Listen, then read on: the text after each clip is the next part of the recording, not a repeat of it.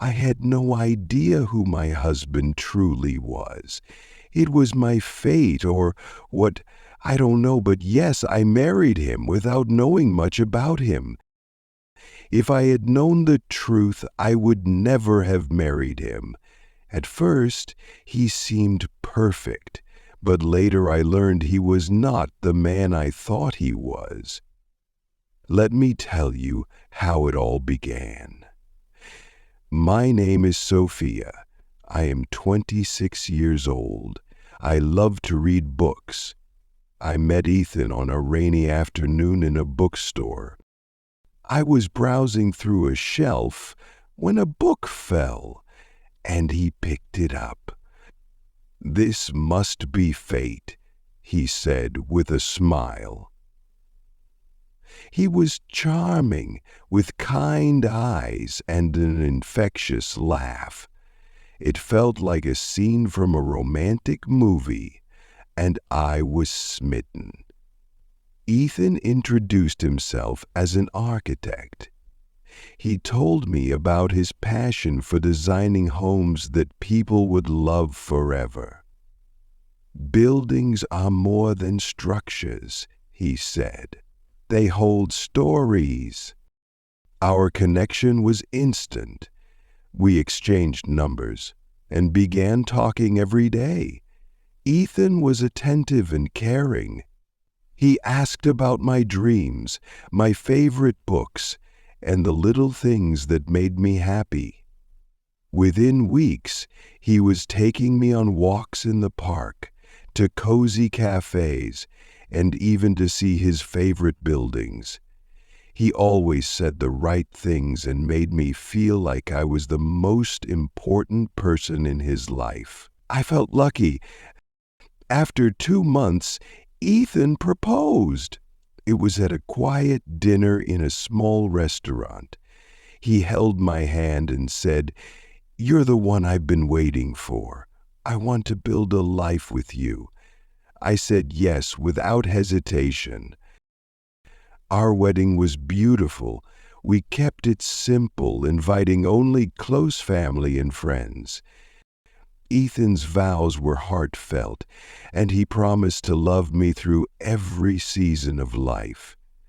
At that moment, I believed I had found the perfect partner. For the first year, everything was wonderful. Ethan was attentive, loving, and always supportive. He would bring me coffee in bed, surprise me with small gifts, and take me on spontaneous trips. I felt cherished. But slowly, things began to change. It started with small things. Ethan began coming home late, saying he had deadlines at work. I didn't question him at first because I trusted him completely. One day, I noticed a necklace in his bag. It was beautiful with a small diamond pendant. I thought it was for me, but he didn't mention it. On our anniversary, he gave me a bouquet of flowers and a book. I waited, thinking he'd pull out the necklace, but he didn't. I tried to push my doubts aside, but they kept creeping in. Ethan had become distant. He no longer asked about my day, and our conversations felt forced. He started spending weekends away, claiming he was visiting a friend who lived out of town. One day, while cleaning our room, I found a letter in his drawer. It was from a woman named Lily. Her words were full of love and longing.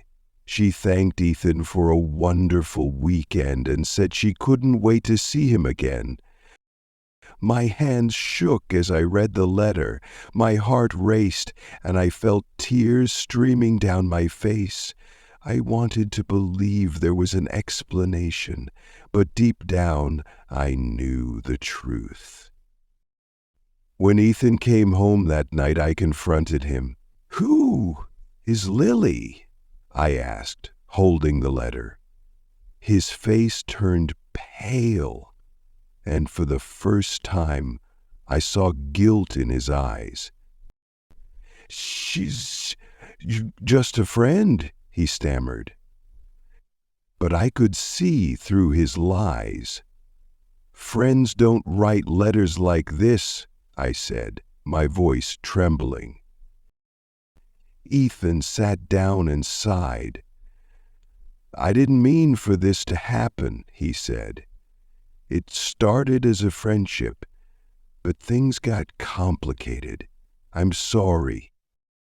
I felt like my world was crumbling. The man I loved, the man I trusted, had betrayed me. I asked him if he loved her, and he didn't answer. That silence was louder than any words.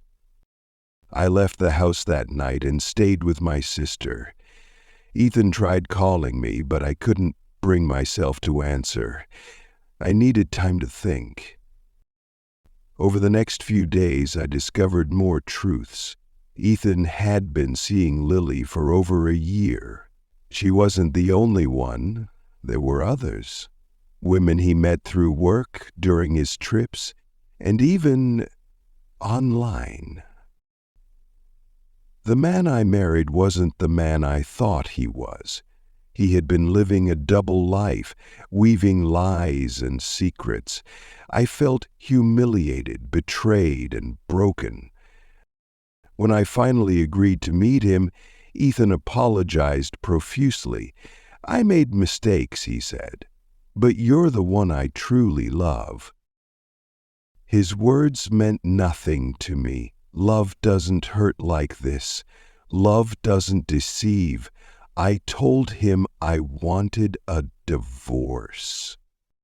Leaving Ethan was the hardest decision I've ever made. I had to rebuild my life from scratch.